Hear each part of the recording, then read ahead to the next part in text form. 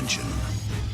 Nintendo's Virtual Boy, released in 1995, was a catastrophic mess that the company would spend years trying to sweep under the rug, and to this day, hardly anybody treats it as anything more than a punchline. And it's easy to see why. It was rushed to market, yet it still came out too late to ride the faux VR fad of the early 90s. The 3D graphics gave people headaches, the bright red visuals were a literal eyesore, it was supported for less than a year, it cost $180, most of the games had been done better on other platforms. Look, that's a ton it got wrong already. The video title was a lie. The point is, in every way the Game Boy succeeded, the Virtual Boy failed. It failed harder than any other piece of Nintendo hardware ever has, and make no mistake, it deserved to fail. Nintendo should have known better. After all, rushing out this ridiculous, gimmicky, undercooked hardware was more something Sega would have done. Penetrate the invisible beams to activate a move. But maybe that's why I've always had a soft spot for this little red and black shaped thing.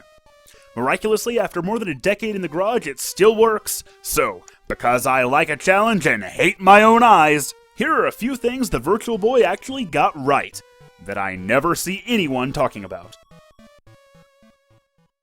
The Virtual Boy instilled in me an appreciation for 3D graphics that's never gone away, and it's come full circle because now I have a 3D TV, and it is awesome to emulate the Virtual Boy on it. That's how I'm getting footage here. But while this is cool if you just want to play the games, this is one time an emulator really can't replicate the true experience. Thanks to the Virtual Boy's, let's just say, unique design, it has some attributes that no other system has. For starters, the designers knew exactly where the player's head would be, and the stereo speakers on either side provide some weirdly satisfying sound design. It can even trick your ears into hearing things behind you.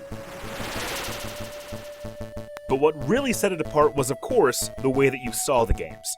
Mine doesn't have it anymore, but the Virtual Boy's visor blocked out everything else around you. The cones of your eyes would get acclimated to seeing nothing but red, and the eye shade had this very distinct smell to it, and anyone who's ever played it remembers what I'm talking about. Your senses were just submerged in this red and black world. It had the potential to immerse the player in a way that nothing else ever had. Now, the tech wasn't anywhere close to good enough to actually pull off anything like virtual reality, but even your standard game genres felt very alien when played this way. You know what else might seem unnatural? The controller. Has there ever been such a symmetrical gamepad? Start and select are the same size as A and B, and the second D-pad would be superfluous in most games. But it actually reminds me of another pad that Nintendo would make years later. It looks bizarre, but then you hold it.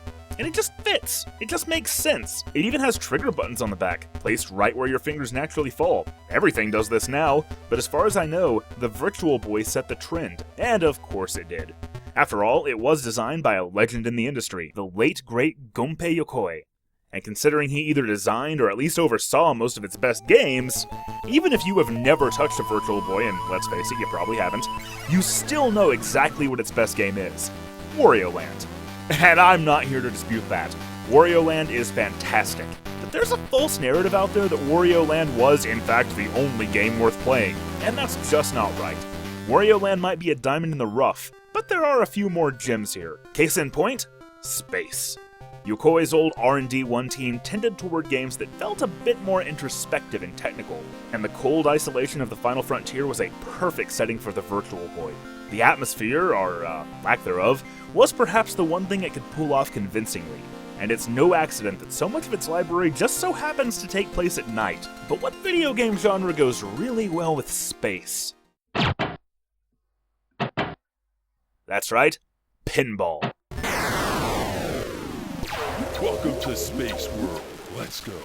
Galactic Pinball was a game that I never really liked until I played it on a real Virtual Boy. It's that immersive factor we talked about earlier. With 4 varied and well-designed tables and some amazing gimmicks, it's quickly become my favorite pinball game. I mean, not that there were many contenders, but still, my favorite board has got to be Cosmic. Not just because it's fun, but because the bonus stage kind of blew my mind. I mean, I knew what it was, but not how it was executed. Check it out.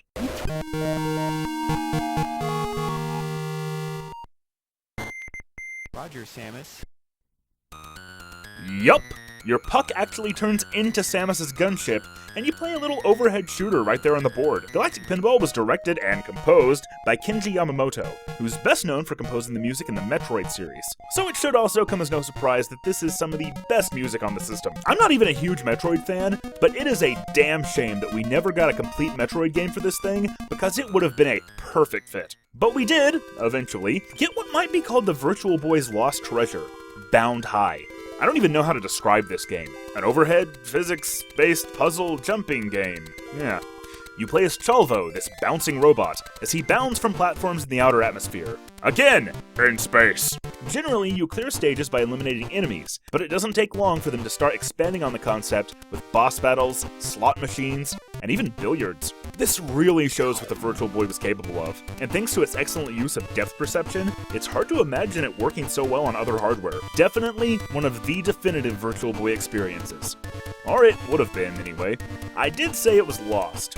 Unfortunately, by the time development wrapped on Bound High, Nintendo had already canned the system, and it was never released. A working ROM was finally compiled by enthusiasts in 2010, and even more awesomely diehard fans have made reproduction carts and boxes. There are a few more games worth playing. Mario's Tennis might have been literally nothing more than tennis with Mario characters, but it was the pack-in game, so I can kind of forgive its simplicity. Plus, that little intro scene just sold you on how cool the 3D visuals were. Mario Clash was an interesting take on the old Mario Brothers concept, although it was punishingly difficult. Then you had Red Alarm, Tele-Roboxer, V Tetris. Oh, come on, that is literally just Tetris but red. Yeah, with a teeny tiny library of only 22 games, most of the rest are mediocre or generic at best, and Waterworld at worst. The Virtual Boy might have been a failure, and to be clear once again, it never deserved to be more. But it's also the epitome of uniqueness in video gaming. It's such a distinct anomaly of a console. I bought it brand new for just $30 back in 1997, and at that price, it was totally worth sacrificing a bit of my vision just for such a fascinating piece of Nintendo's history. Nowadays, though, the Virtual Boy has become a surprisingly sought-after collector's item, and I can't really say it's worth paying these prices just to play these games. But if you ever get a chance to try one, don't pass it up. Just be sure to take a break every 15 minutes. But hey, you know what won't ruin your eyes if you do it for more than 15 minutes? Watching more Geek Critique! No automatic pause needed here. If you'd like to see what I have to say about Nintendo's other, slightly more successful 3D system, here's a link to that. I've also done videos on Smash Bros., Donkey Kong Country, and more than 30 others. Subscribe so you don't miss them, back me on Patreon to get them even earlier, like me on Facebook, follow me on Twitter, up Yokoi the subreddit, and you keep geekin', I'll keep critiquin'. Thanks for watching. Really though, why is there no Virtual Boy Virtual Console on 3DS? What's wrong with you, Nintendo?